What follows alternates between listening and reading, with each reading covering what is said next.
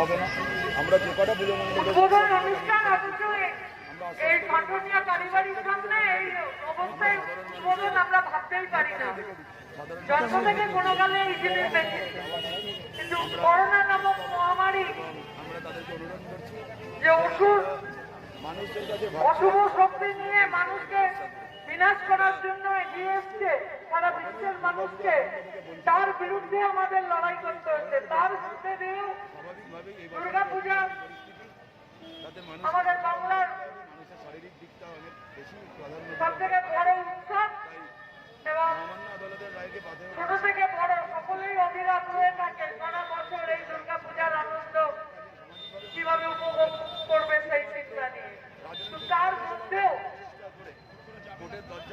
মাননীয় মুখ্যমন্ত্রী, সরকার এবং প্রশাসন যেভাবে মানুষকে সচেতন করে বিধিনিষেধ নিয়ম মেনে দুর্গা পূজার করার জন্য মানুষের কাছে সুযোগ করে দিয়েছে, আমাদের উচিত যে সকলে এই বিধিনিষেধ মেনে একে অপরের থেকে দূরত্ব বজায় রেখে আমরা যেন দুর্গা পূজার কিভাবে করবে তার রূপরেখা মাননীয় মুখ্যমন্ত্রী অনেকদিন আগেই তৈরি করে দিয়েছেন এবং সেই বিধি